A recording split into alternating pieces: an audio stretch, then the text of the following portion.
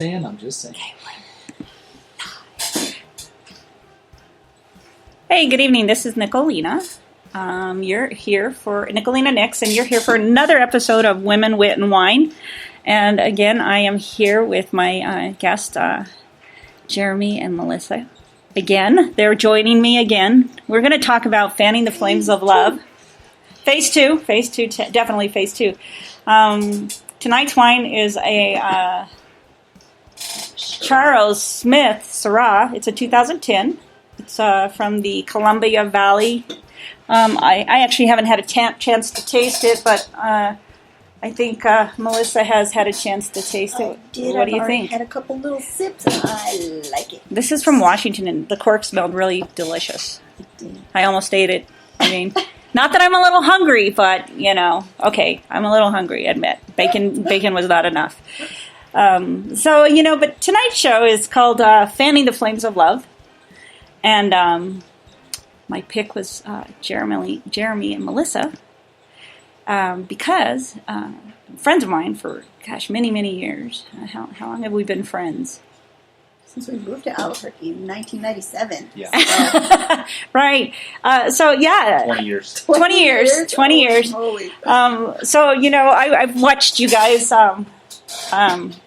When I met you, you guys were childhood sweethearts, high school sweethearts. High school sweethearts, sweethearts, absolutely. yeah. And, I was 15 when we started dating. And you had just turned 17 when we got married. Wow, 45 now. That means we've been married for A really long time. a really long time. But for me, I think that's very admirable. My longest relationship was with Terry, 10 years. And we weren't even married. But it was 10 years. So, and that's a long time for me. 10 years is a significant portion of your life.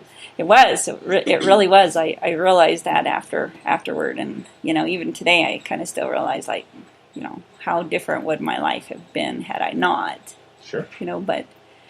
Absolutely. You change each other. Yeah. You change each other. You do change each other. I watch you guys, and I'm not saying you guys have not always had a perfect relationship, but No. you've definitely withstood the what's the saying? The test of time. The test of time. We've withstood the test of time. And Can you imagine? And here you are, 20 years later, my friends.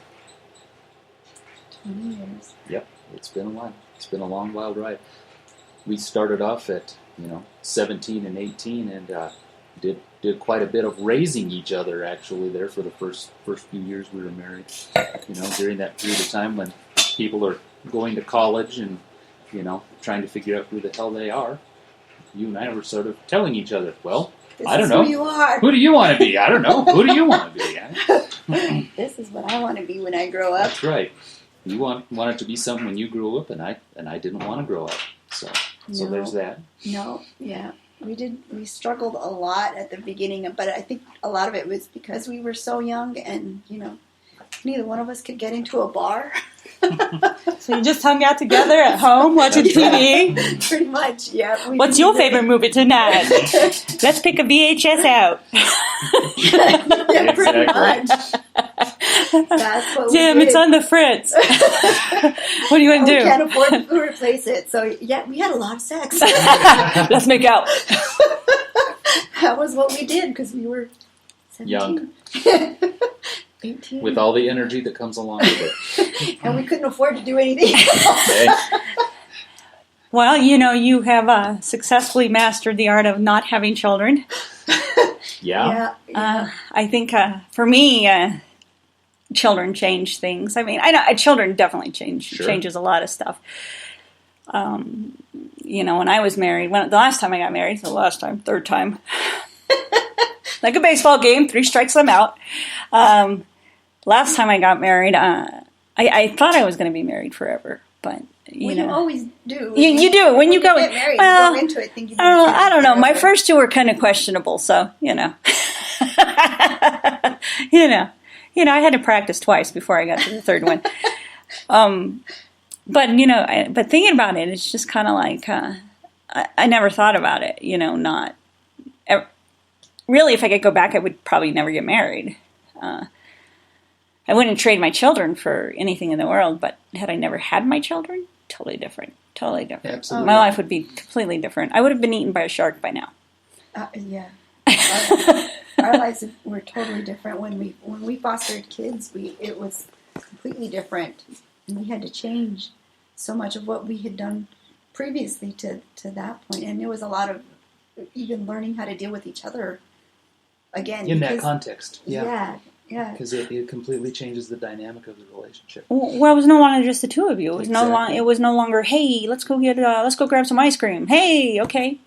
Oh man, we gotta get the kids ready. Yeah, I mean, the life can just completely. Well, it totally changes. You not only are dealing with the okay, we no longer have personal space because now you have children, but also just very things that previously were very trivial now become major earth-shattering things. Yeah. The fact that I have to have dinner. That's right. Prepared every night by 5:00. That's right. Dinner has to be on the table. It's not just like, oh, are you hungry? Because I'm not hungry. So if you're hungry, make yourself a sandwich. Are you hungry? Here's a bag of chips. Exactly. Exactly. I can't do that. Are you hungry? Grilled cheese sandwich. Yeah, there's grilled cheese. I completely help yourself. I completely understand why so many relationships A, say they're staying together for the kids, and B, fall apart immediately after the youngest kid finally leaves, because you end up creating the entire identity of that relationship about and around those kids. But do you realize how many adult children become absolutely dysfunctional when they realize that their parents' marriage was a sham? Oh, absolutely. Oh, absolutely. We know plenty. Yeah, we saw that quite a bit. We've seen that. I mean, a lot. We have counseled and advised many people over the years, and anytime someone has given us the line about, well, we're trying to make this work for the kids, etc., we've said that is the absolute that's worst. the stupidest reason you could do. That You is could the be there. dumbest idea you can have for staying married. Yeah. And I'm a tremendous advocate of marriage. You should be going into marriage thinking that it is a lifetime commitment, but holy smoke, have we seen some screwed up people on the basis of their parents living a lie, essentially. I should say that Jeremy and I have done marriage counseling in the past. I'm not doing it now, but we've done it in the past with other people, and we've gone through a couple of counseling classes way back.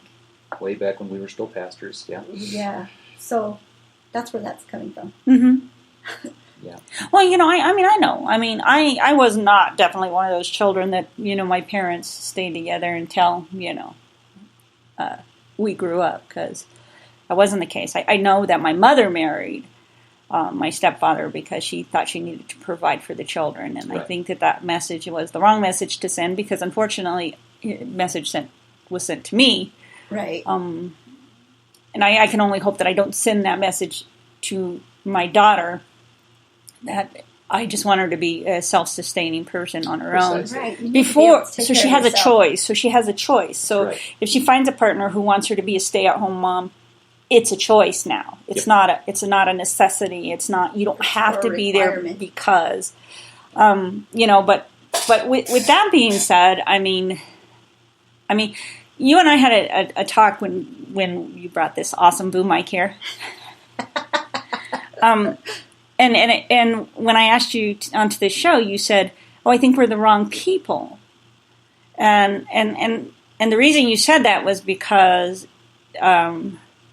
you talked about people falling in and out of love all of the time, and for me that really hits home about any typical relationship. I don't think you love somebody 100% every day, all the time. I mean, some days you wake up and you think, God, I hate you with the white hot intensity of 1,000 suns.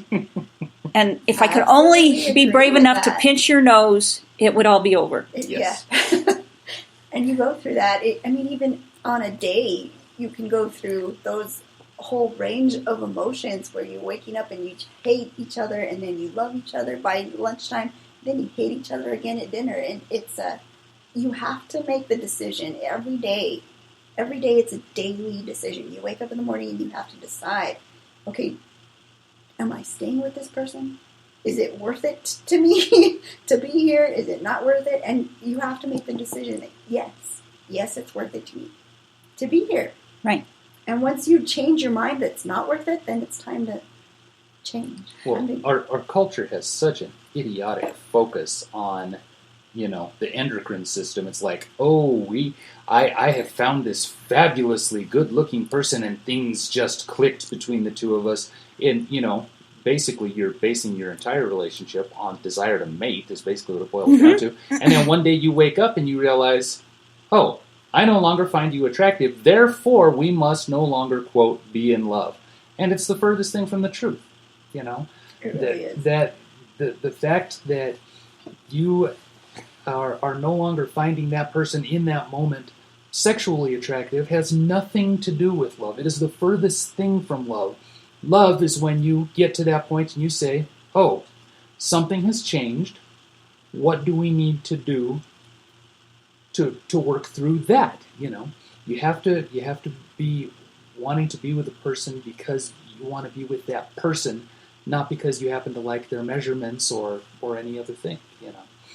And yeah, we decided we had to be friends first, and the couples that we've seen that have been the most successful at it were friends before they became lovers. And I used to tell my nephew that all the time. Whenever he'd start with a girl, I'd be like, dude, you need to figure out what her crazy is first before you introduce her to your crazy, because your crazy and her crazy may not mix. Yeah. And if you're having sex with her before, then it's a whole new world then. And so, I just tell him that all the time. Right, you got to own your crazy. Absolutely. I gotta own, and I have my crazy, Jeremy has his crazy, and sometimes our crazies don't gel, but most of the time our crazies are okay. Yeah, that's very true. It's we're speaking from the perspective of a couple whose crazies got so out of whack that we split up for 5 years. We were divorced for 4 years before we were able to work things out. But the interesting thing about that 4-year period is, even though we were no longer in a place where we could be married to one another, we never actually gave up on the interpersonal relationship. Right, you still were friends and still had a relationship. Yeah, we would have like a 6-month period where we didn't talk to each other at all, but I think that was just a healing kind of thing. And after that 6 months, we were able to kind of come back and start being friends again. But I think when we were separating, things just got very hurtful, and it took us that 6-month period of cooling off to heal from some of the things that we had inflicted on each other, the wounds we had inflicted on one another. And during that 6 months, we did both date other people, and we both kind of... I think you mean during the 4 years. Well, yeah. During the whole 4 years, we did date other people that we were separated and divorced, but we always kept track of each other, even though... And we remained friends. I remember Jeremy calling me and asking me, because he was dating a stripper. He wanted to... You weren't talking about wallpaper, right? No. But he wanted me to answer some girl questions. I need some girl questions answered, and I don't know who else to talk. And I remember thinking, who else would be answering these questions? For their ex-husband. So it was, we were always friends before everything else, and I think that makes a huge difference for us now that we're back together and back in each other's lives. Yeah, we're coming up on 10 years since our remarriage next year. So it's, you absolutely have to commit to that friendship first, because I'll tell you what, looks are going to fade, sexual interest and activity is going to fade, financial situations are going to change, everything can be in flux. You had better really, really, really like and be invested in that person, no matter what all of the other, accessories that go along with a marriage or long-term relationship are entailing. You really need to get to the core of that first if you want to have a successful relationship. We kind of sat down when we were discussing being on the show, and we were asking each other, so what is it that does make us a successful, quotation mark, Air quotes. Yeah, air quote couple, and we kind of went through and said, okay, so these are what I see other couples do, and what is it that we do different? So we kind of went through that a little bit, and one of the things that we decided we do is like PDAs, public displays of affection. Absolutely. Where a lot of couples, they're either going way overboard in the PDA department, or they either you're saying they at either need to get a room, right, or you're not sure if they even like each other. Yeah. Exactly. There's no happy medium. They're either needing to get a room, or they're not wanting to be in the same room. Right. There is nothing. There's no in between. There is no in between, and yeah, absolutely. You have to.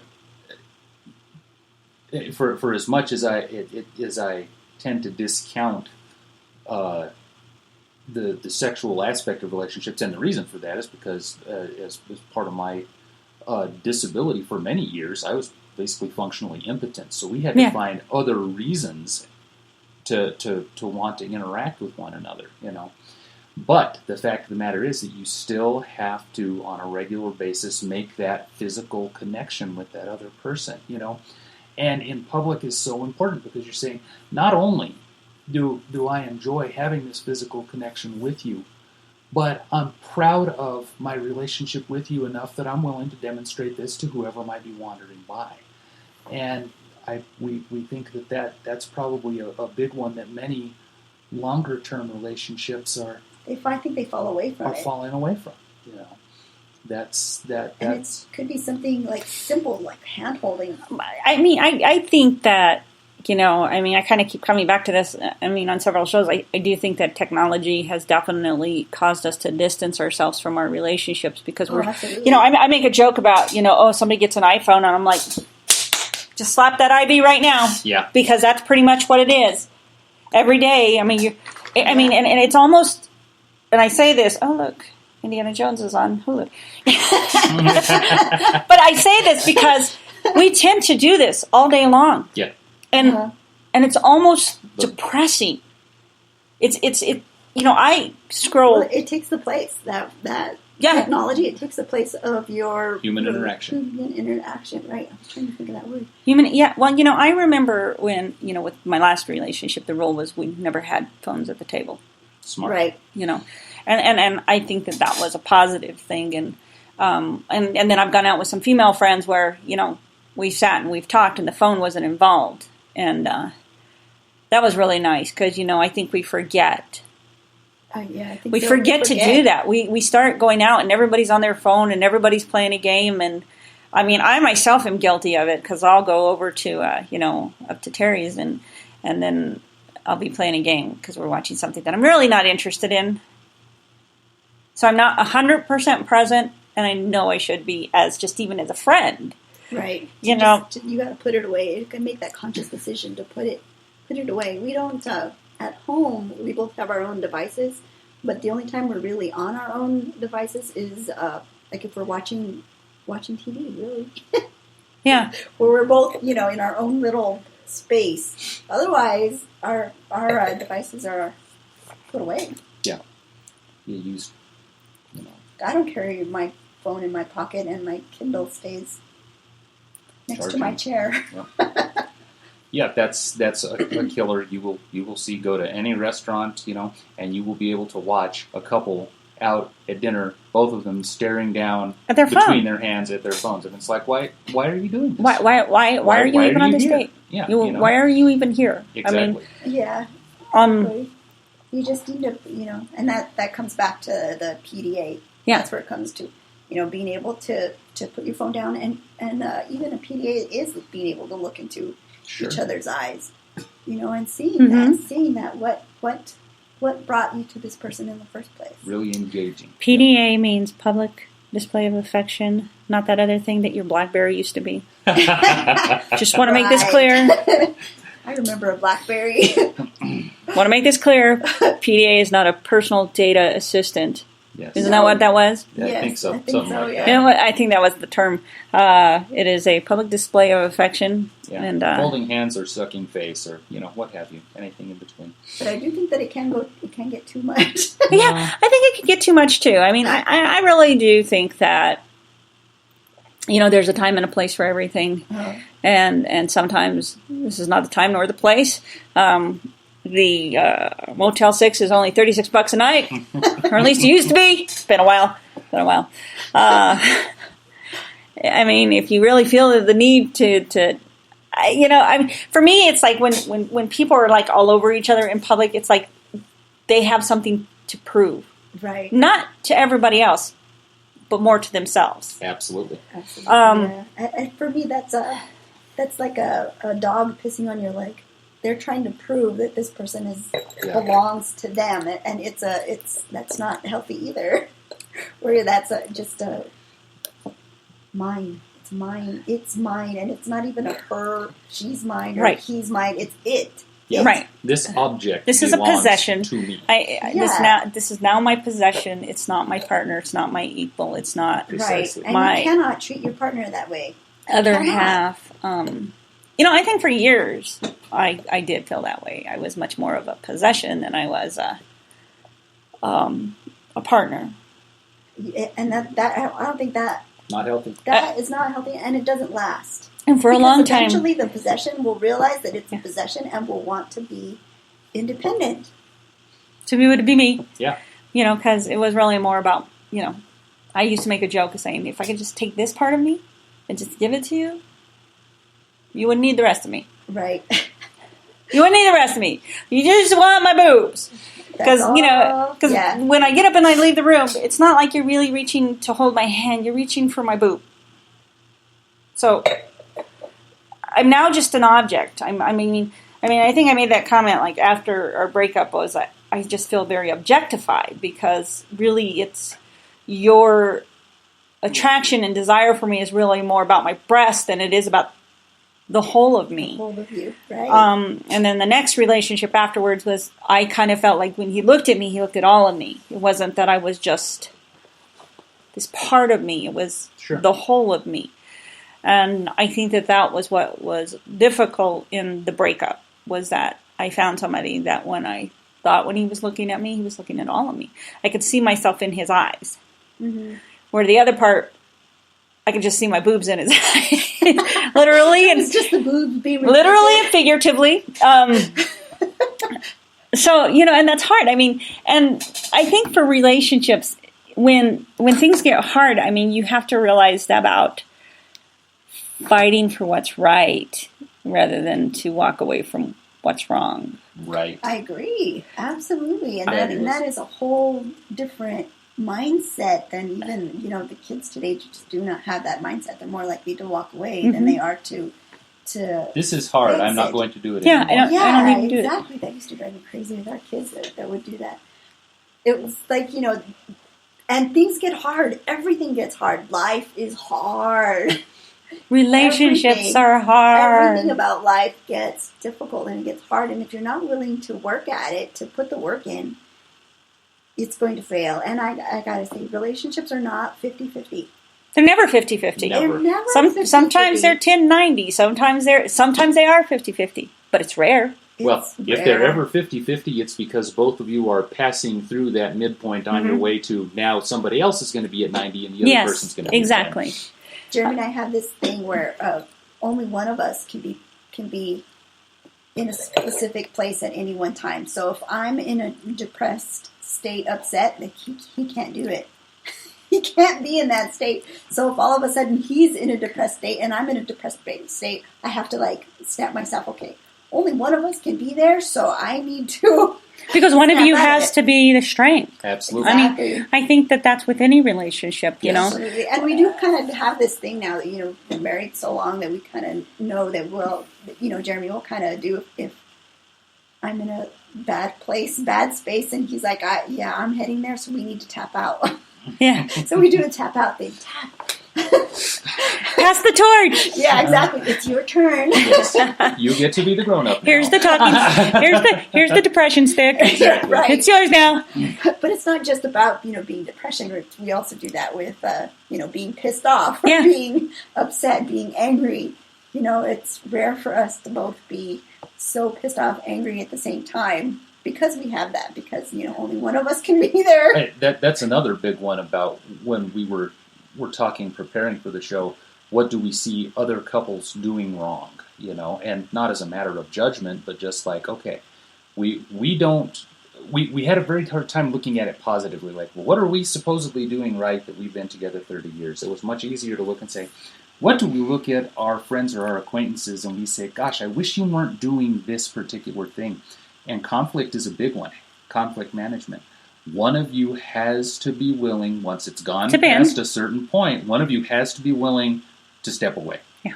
Absolutely. If both of you are willing to go hammer and tongs 100% of the time, it's never going to work. It's never going to work, and one of you is going to wind up in the hospital or in jail.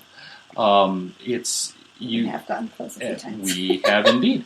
And the fact of the matter is that you have to be willing, and both of you in the relationship, mind you, not just one of you carrying this onerous weight. Right, you can't. One of you can't always carry it. Right, but you have to be in a position where if you see that the other person has gone off the deep side of crazy and you're headed there, it is now your responsibility to say, I'm going to step out of this room, I'm going to get in the car, I'm going to go for a drive, I'm going to do whatever I need to do so that we can tackle this from a point where both of us are starting it sane.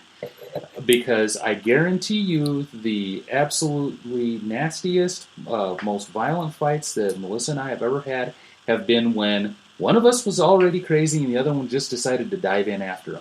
And you're going to be crazy, I'm going to be crazy too. Exactly. Just, Exactly. And then we've had this thing, too, where we can be in the middle of an argument and usually I walk away first. Maybe. Usually I walk away first.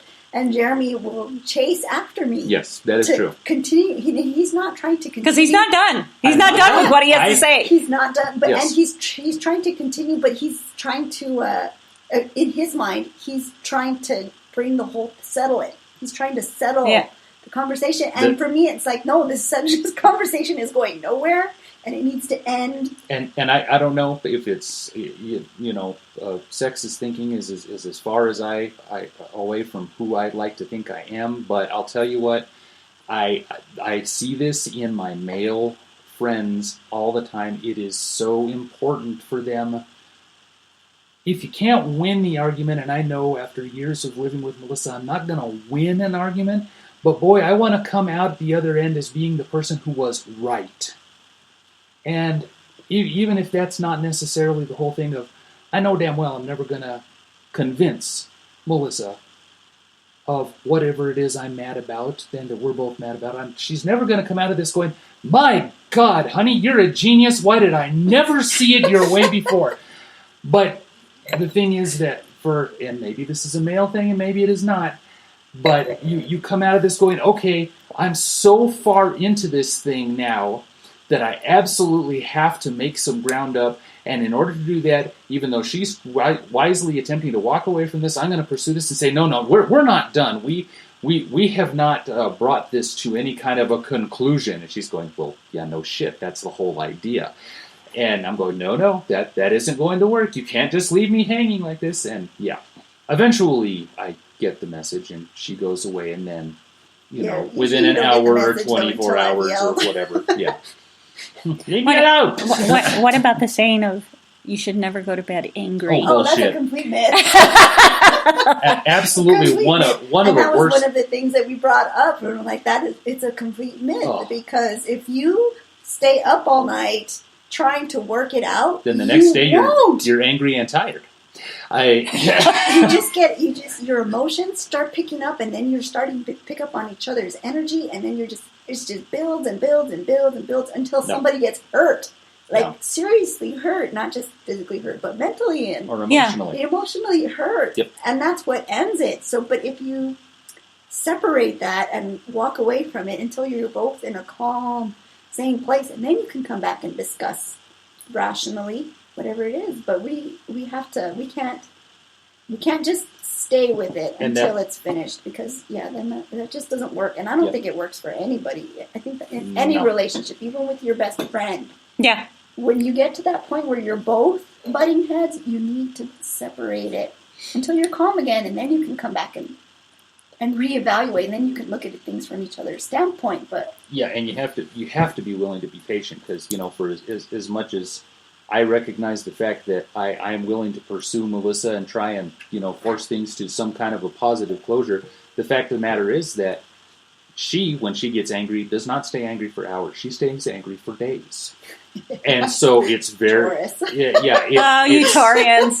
It's very, very, very important that you just completely ignore this whole idea of, oh no, you can't go to bed angry. Well, I've gone to bed with somebody else in the household being angry for 3 or 4 nights in a row because I wanted to be married at the other side of it.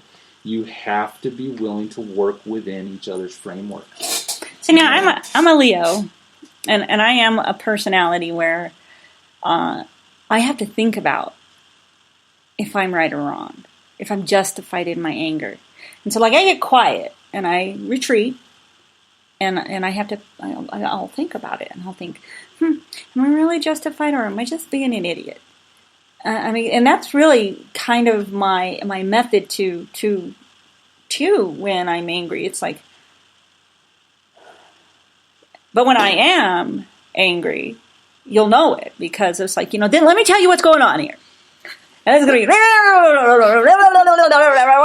I'm done. Yeah, I don't have that.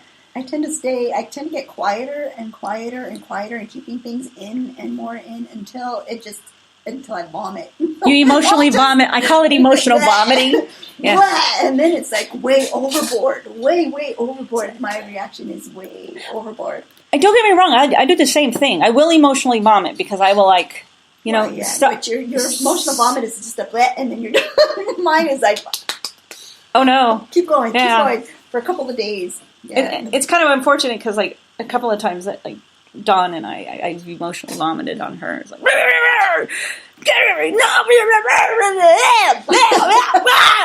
it's like, that was kind of messy. Somebody got a Kleenex? Yeah. And Jeremy doesn't have that at all. He has these little, he gets irritated really quick, and then he's over it really quick. Yeah. He doesn't have a build-up. He just has a flash. I can go from furious to reasonable in 5 minutes. See, for me, sometimes it is angry, like work incidents is I call it talking me off the ledge. Makes sense. Because I will get, if I'm at work and you see tears coming out of me, it's not because I'm hurt. It's because I'm angry. I mean, I am so angry. You need to talk me off this ledge, because this ledge basically says, I'm freaking walking. I don't need this crap. Yep. I don't need this emotional freaking stress crap. I can freaking go work at McDonald's and be happy and pay my damn bills. Yep. Yep. And you reach those same exact ledges in dealing with stress in relationships. Yeah. So I did. Yeah. After so many years, you start learning each other's triggers as well, though, and it's hard when you're getting pissed off to not start poking those triggers. Yeah, press the big red button. Right in the middle of his nose. Yep. Exactly. So am I bugging you? Am I bugging you? Am I bugging you? Am I bugging you? Yeah, we have those conversations sometimes. Stop touching me. Don't touch me now. Don't touch me. Yeah, we do that from time to time too. So here's my question: is you talked about being separate for 5 years, seeing other people, in that 5 years. What prompted you to get back together? Seeing other people. Well, it really was seeing other people for me, it was for you. It really was for me too. It was. Nobody ever seemed to get it the way Jeremy got me.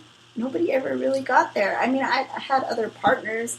I had other lovers that were different in bed, and maybe I liked that a little bit more at the time. Oh, sure. After 20 years of the same thing, you know, start craving variety. Absolutely. So you're saying if I'm going to eat wheat bread every morning for 20 years, you know, I might be happy with sourdough and 20 20 years in a day? And there was a lot of that for both of us, I think. But it was like we've been in a relationships for so long, these long-term relationships for so long, that after the sex was over, after that part was over, and I'd be looking at this person and wanting to have a conversation, and there was nothing. So I'd be like, yeah, honey, you need to put your pants on and go home because I'm done. Yeah. It's time for you to go. It's time. You're not staying the night. Yeah, for me, I had one particular relationship that I thought might be developing into something pretty serious about 2 or 3 years after we had split up, and I remember after one particular date with her that I was chatting with, can't remember who it was, might have been my brother, might have been my father, and I was going, I'm not willing to invest the 20 odd years that I invested in Melissa. I'm not willing to do that to get to the same point with this new person as I was at with Melissa. I said, I'm not willing to do it. I said, I guess you don't have it in you. You didn't have it in you. It's like, I just don't feel like I have got that amount of emotional energy to pour into this new relationship as much as I cared about this person. It was like, yeah, no, it's not in me. I kind of feel like that's how I where I am in my life. I mean, it's like, I have lonely days. I do, and I admit I have lonely days, and I have days where I wish I had somebody to hang out and watch The Walking Dead with me and do this with me and do that with me or go to breakfast with me. But then at the end of the day, it's kind of like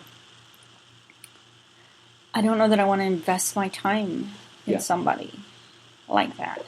It is work. Because it's work to be a long-term relationship. It's not just a fly-by-night kind of thing. It's not. I mean, I work. It's not just a date. Yeah. It is work. And, wanting to put that work into somebody is, that's a commitment. That's a huge commitment. And that's where I see that, couples don't want to do that. Right. They don't want to do that. Oh, man, she's just in a bad mood. Screw that bitch. Yeah. And it's just, and it really is. It's like, I know that in the breakup of the last one, that was always my saying. It's like, we got to figure out to fight for what's right and what's wrong.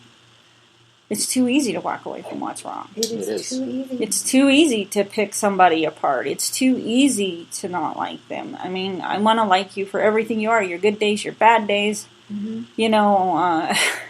For our second wedding, we both wrote our own vows, and that was part of it. I want to make sure in our new marriage that I don't talk to you like you're a moron, even though you are a moron sometimes. But just sweeten my words, and that was what I said in part of my vows. I want to make sure my words are sweet. Sweeten my words as honey, so that they're not so vindictive. So I want to take that vindictiveness that I tend to have sometimes, and I think just women sometimes just have as part of them. It's very funny because this is going to be a show one day, another show. It's going to be called Women Are Snakes and Men Are Dogs. Absolutely. Because, because and that's my perspective, is because women are manipulative. They're vindictive. They wait for the right moment. They strike when it's hard.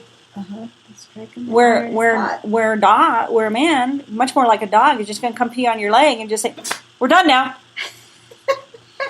Done. We're good. Absolutely done." Yeah. That's how you look at my wife's ass. We're good. I've provided the ring. That's all I need to do. Yep. My work here is complete. So, I mean, I do. I kind of think that we are like that. We can be vindictive.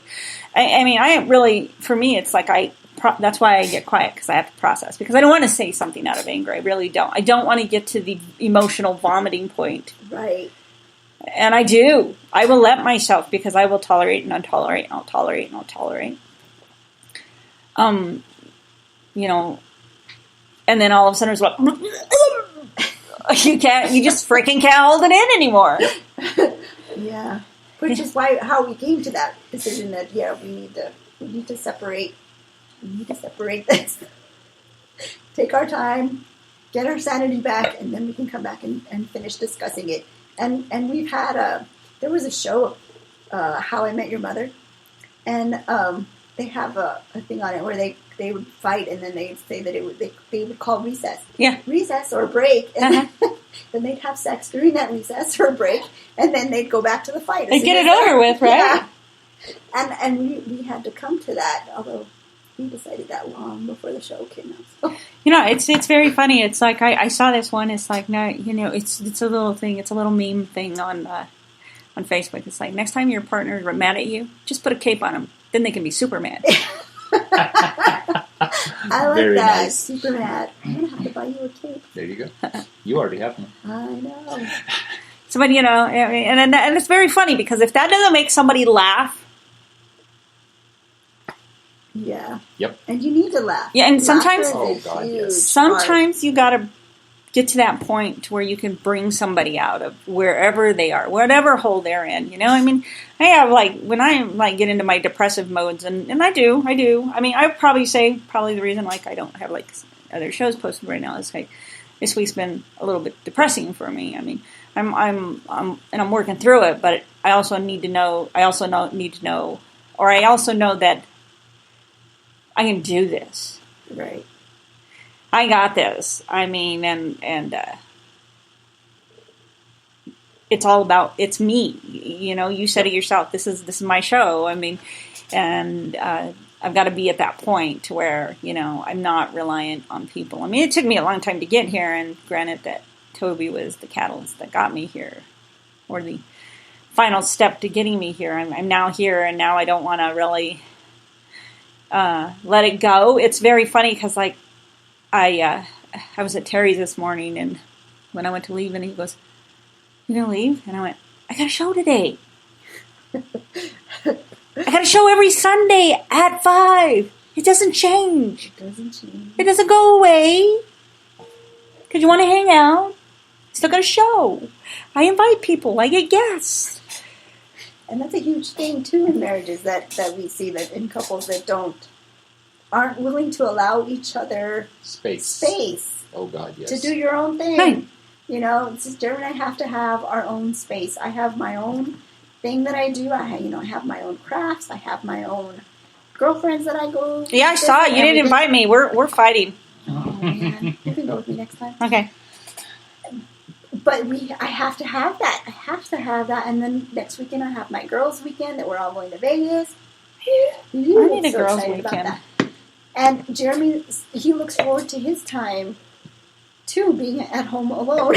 Yeah, I'm his straight. own quiet space. When are you leaving? It's like, isn't it Friday yet? And I do. I have friends, and I have a friend that I write with because we're writing a series, a television TV series, and hopefully we'll be filming this month. So hopefully, if we find somebody to pick it up, but she talks about her husband and how he used to go to open mics all the time, and he's not doing it as much. So that was her free time. So it's kind of like, I think that's really important. I think it's really important. You've got to give each other that time to not just be alone, but that gives you time to process everything that you've been going through, as a couple, and bring it into an individual state. Because, you are a team, but you're still there's a list about.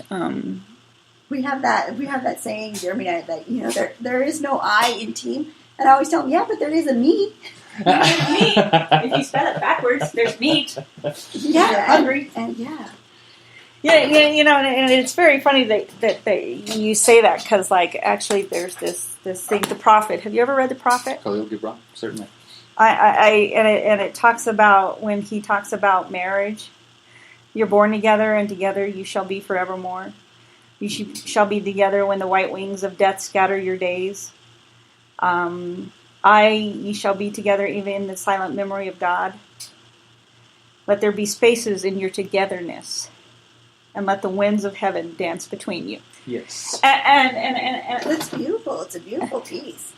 But it's absolutely true. it's very true. You know, when there's a writer that wrote something. It's called Love versus Toxic Love, and it talks about what healthy love is and what toxic love is. Toxic love is when you identify yourself fully by your partner. Yes. Yeah, absolutely. We see that a lot. You don't allow them the space and freedom. That was always just such a bug to me, to be going to these women's Bible studies, and we'd be introducing each other, and these women would introduce themselves, and I'm the wife of so and so, and my kids' names are, and I'd be like, but who are you? Who are you? Right. Precisely. What was your name again? I didn't catch your name, and it was always just. You have to have separate interests outside of each other. I mean, it can't be. The thing is it can't be you 24/7. Every day. You can't live and breathe that partner. I mean, Can't. And I think that contributed to us, Jeremy and I, separating a lot the first time, because that's the way I lived. That was the way I grew up. Was, it was my place in the house to take care of him. And when we separated, I had to go through this whole new thing of trying to figure out, okay, what is it that I like? What do you like? What makes Melissa I have happy? No idea. And I took it all the way down to even my likes and dislikes with food. Do I really like chocolate ice cream, or do I like vanilla? I need to try vanilla because I've always only eaten chocolate because that's what Jeremy eats. Right, because you want to make, it's kind of like, it would be like the partner, that always likes butter pecan. So that's all you get. Yes. Right. It's butter pecan. Right, and I never questioned it. That was always just that this is what we do. This is what we do. So when we did separate, and I got to a point, and it really was me going to massage school that kind of brought that independent part of me to a forefront. Well, suddenly you had an identity outside of the home. Suddenly you were a healer, and you're like going, wait a minute, why am I an appendage to another human being when I have all of these gifts that I should be sharing with, that had absolutely nothing to do with me? I wasn't a healer. I was a singer in a rock and roll band. I mean, I couldn't. You might have been a healer with words, though. I was a real good injurer with words. I'm just saying. I'm trying to make something positive out of this, but take it how you want. Take it how you want. Yeah, but absolutely. That discovery that she made, that, well, my goodness, I have my very own value that is not tied up in another person, whether that is my spouse, whether that is my kids, whatever. It's like, no, this is my value. It was tremendously liberating. It was life shattering. I know, and it really put I think that more than anything else is what put the knife in our first it was certainly marriage shattering. That's it really true. was. It really was marriage shattering, and it wasn't a bad thing. I think that if Jeremy could have adjusted to me figuring out my independence, then we probably would have stayed together. But he had trouble accommodating my independence, and so that's when we separated. Yeah. And it wasn't until you kind of learned to accept my independence that we came back together. It was an interesting development because two things had to happen. One was that Melissa had to develop her own independence and her own self-identity. The second thing that had to happen for us to actually become a functional couple again was I had to learn how to become dependent. Because as far as I had been concerned up to that point, I was, just this absolutely fabulous person. And, if anybody else was welcome to just sort of hang out in my shadow, and why wouldn't they want to? Because after all, I'm me. That's right. They could just gaze up at me adoringly all the time. And it wasn't until I absolutely had, a brain-shattering injury and was, literally having to have my diapers changed by people that suddenly I was like, oh, these other people are really valuable. Yeah. It took those two things for us to actually reach a point where we could start reaching out toward one another again and going, okay, we need to establish a relationship based on some actual, what am I looking for here?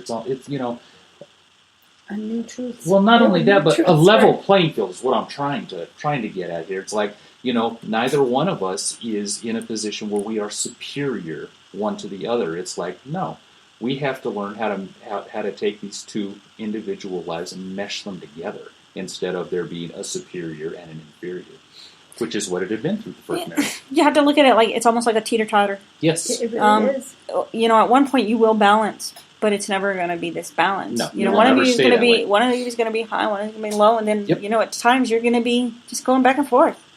Absolutely. And we both have our strengths. Jeremy has his strengths in the marriage that I can't do, and I have mine that he can't do. He's really good at raking the backyard, and I'm not. By the way, I have a backyard, just in case you didn't know. Yeah, no. I have a backyard and great rack. I'm just saying. I don't know what it's going to take, but Yeah. And I'm really good at dinner, and he's not. So. I'm perfectly okay at dinner if you don't mind having the exact same thing every night. So,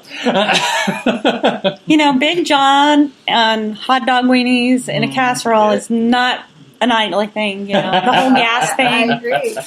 I agree. Marriage is And marriage sometimes is marriage. is figuring out what are your strengths and weaknesses, but still giving each other a break. Even though I'm not good at the backyard, I will still go out there and help with the backyard. Hold the with bag. backyard. Yeah, You hold the bag? Even necessarily, I will go out there and rake Oh, man. because it needs to be done, and he doesn't have the time, so I'll go out there and do it. And the same thing if I'm busy with work, and I'll come home late or have a late massage, or Jeremy will Order make pizza. He'll make dinner. Even if I'm sitting on the couch telling him exactly what to do, so I don't have to think about it. as I refer to myself as the sous chef. Hey. And that's what teamwork is. Yeah. It's figuring out what needs to be done and going about the next step with it. Whether he's doing the next step or I'm doing the next step. Right. Just moving forward. Yep. Just keep moving forward. I think that if you have a certain amount of love, appreciation, and respect for each other, it can fall into place. It's not always perfect, but it falls into place.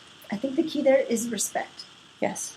I think that key is, and we see that was another thing we talked about, was respect, and that people, we see couples that fight in public, in public spaces or in front of other people. Yeah, not disagree, fight. Yeah, and that's not something that you and I ever did. Not even in our first marriage. In fact, most people were surprised. In our first marriage. I like how that sounds, guys. First marriage. In our first marriage, a lot of people were really surprised when we broke Split up up. and separated. Yeah. I just want to but say, they in were the like- words of Ross Geller, we were on a break!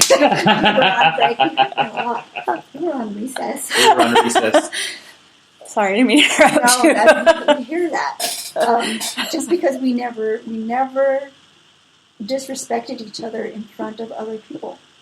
I could be absolutely disrespectful to him in private and just be like, what the fuck, dude?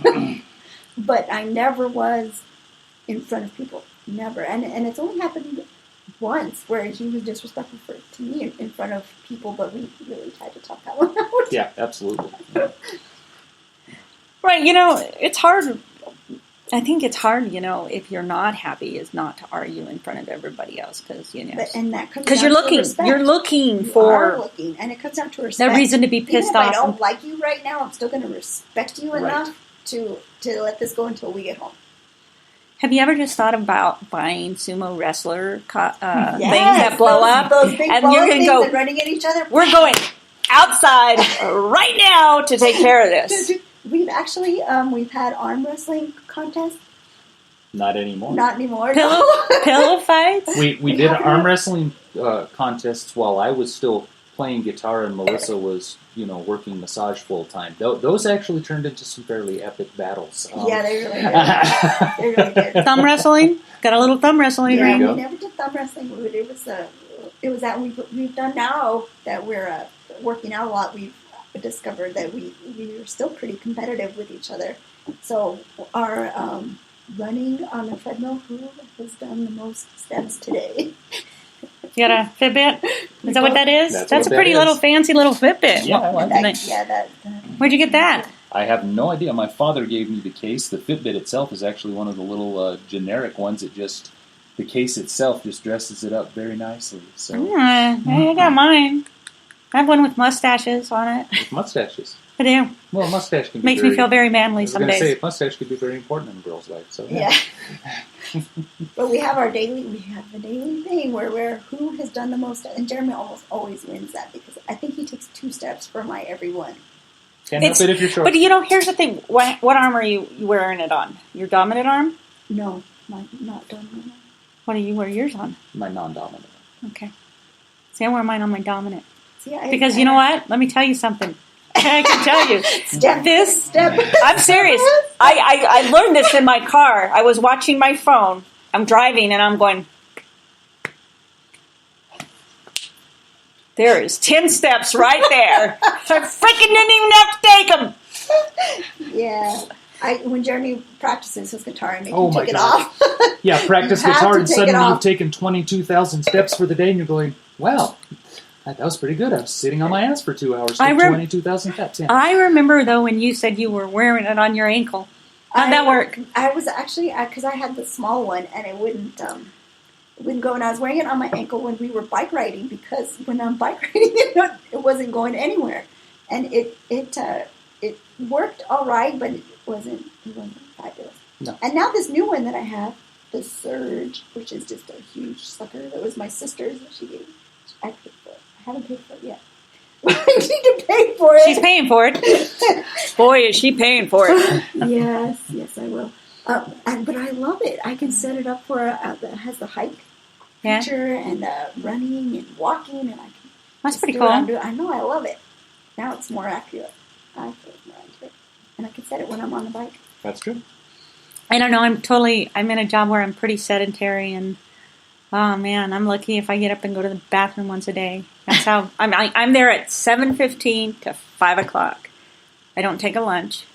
I eat lunch at my desk. No, girl, you gotta get Yeah, I actually, before I even got a Fitbit, because I was sitting in front of a computer writing 8 to 10 hours a day, and I learned to force myself once an hour, get up, and move. I need to really start doing that because I noticed I'm having pain in my shoulder now. Yep.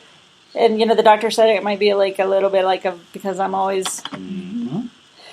But I'm my position now. I'm just nonstop paperwork, nonstop. It doesn't end. But you gotta walk away from it, and even if you're just walking around your desk twice. Yeah. I can't walk around my desk. I'll run into the window. Pick up whatever paper you're looking at. Walk down the hallway. We're paperless. That's the problem. Pick up your monitor. What are you doing? Nothing, Phil. Going to the bathroom, Phil. Can I get this wireless? I need a PDA. And I'm not talking about public display of affection. I need one. Well, okay. The last thing that we decided that we learned this week discussing it to make your relationship successful was you have to be willing to try new things. We came to that. Jeremy has a thing where he hates to try new things sometimes. And I hate to try new games sometimes. And we've had to learn how to play with each other. So I like to do more physical stuff, and Jeremy's having to learn how to do more physical stuff. And it's really working out very well. And I had to learn how to play World of Warcraft, which I've gotten very good at, and I really enjoy playing it now. So you're addicted now, is that what you're saying? I was, but even in high school, when we first started dating, Jeremy played Dungeons and Dragons, and I could never. Hey, I remember Dungeons and Dragons. I used to play that. Yeah, and right after we got married, he had a group, and so I had to, I had to learn how to play, and so I've had to learn how to play his games, and he's had to learn how to play my games, and that's just in case you want to know, Terry is looking for somebody to play Risk with. Just saying. See? Just saying. Start a gaming group. There you go. I started with Eric and Glinda. We played this game called Joking Hazards. Joking hazards. And it's basically, it's cards that are cartoon characters, and you gotta flip a card, and then you make a story out of the next two cards. Oh, how cool is that? It's kind of an interesting game. Then I have another one called Seven Deadly Sins. And it's kind of a little Trivial Pursuit kind of game, and if you land on the thing, then you have to perform a sin, whatever the color you land on. If it's lust, you can have to show, if it's vanity, you have to show everybody your pretty underwear kind of thing. You could end up naked, I'm just saying. But it can be a fun game. I can see it being a fun game at a party. With the right people. I think Terry and I played it when Glenda was with her previous partner, and her partner ended up having to Terry had to wear socks in his ears like a dog. It was pretty fun. If you really want to learn a lot about your partner, you need to get a small group of people together and go play Cards Against Humanity. That will absolutely open You know what? your, I remember the game Scruples? Yes. Scruples was very much like that. I remember that. I was so mad. I went and we were playing with a group of friends, and I was so mad at my boyfriend because he said something I was not happy about at the time. So yes, it's one of those kind of games. Yes, absolutely. So that will really teach you a lot about yourself when you're horrified at yourself for laughing. You're horrified, yeah. But oh my god, I can't believe I laughed at that.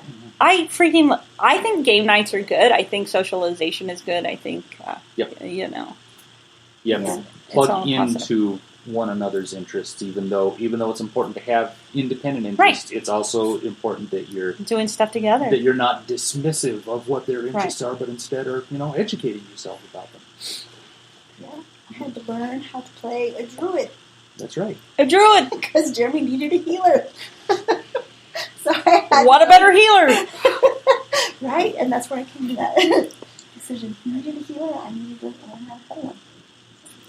So that's where it was. Here is my question on a final parting here, because we're here up on our hour. We're actually a little past our hour, which is okay.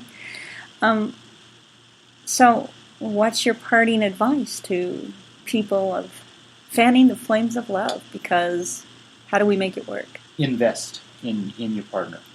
I have done a lot of research the last couple of weeks looking at what makes relationships fail. And a thing that is a very common theme that people keep coming back to is adultery with people that they work with, the workplace fling thing. And the reason that works is because you are presenting your best face at work. You're at your best looking, you're most charismatic and things like that, and you're taking all the things that aren't necessarily that valuable back home to your spouse. Invest in those things for your spouse, for your partner. Be willing to spend time looking good for them, acting good for them, and be willing to take that relationship at least as seriously as you take your job. Melissa? I absolutely agree with that. You have to be willing to give your partner your best along with your worst, because your partner's going to take your worst. They're going to get your worst no matter what. No matter what, but you have to be willing to give them your best as well. Not just dressing up to go to work, but dressing up. Well, you can't come home. You can't come home and get in a pair of sweats and just say, "Ooh, here I am. Are you hot for me, baby?" Exactly. You still have to come home and take some pride in yourself. And that's one of the big things that talks about is like his relationships is we stop taking pride in ourselves because we get comfortable. And I'm not saying that you shouldn't get comfortable either, because we do have our evenings where comb your hair, for God's sake. Yeah, exactly. We have our Sundays. Used to be when I was running spa. We did absolutely nothing on Sundays. We were lucky if one of us took a shower. But we had that, but that wasn't the whole week. That was Sunday, and we both kind of looked forward to that Sunday where it was nothing. But during the rest of the week, we are not really trying to impress each other. You're not trying to impress each other, but it's just about investment. Really, it's kind of like, what's the saying, for a woman, get up, comb your hair, put your makeup on, and put your best face forward. And it doesn't matter what kind of day you're having. Because if you look good, you feel good. I mean, and I know for myself, it's like I am the worst at washing my hair on a daily basis. And one, it's healthy for my hair. Two, because it is. Did you know that? It's healthy because your hair starts to produce natural oils that you you need.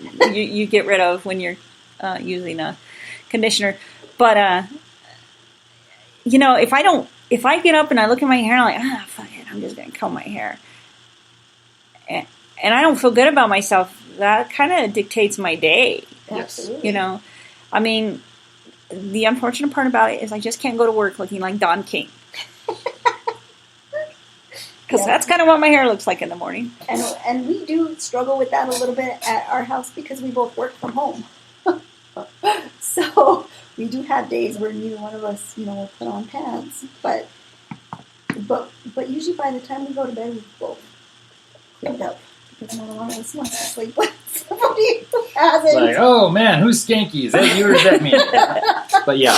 Do I offend? Smell that, baby. Does it make you hot? Does it turn you on? They say musk is a natural aphrodisiac. Too much musk, babe. Yeah.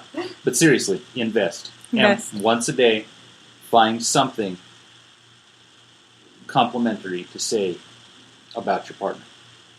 Don't make it the same thing every day. You can't say, babe, your ass looks great. Yeah. Babe, your ass looks great. No. Once a day, find honey, I'm not wearing jeans, bitch. Exactly. Yeah. I have to switch it up. I'm not wearing clothes, bitch. Those are indentions.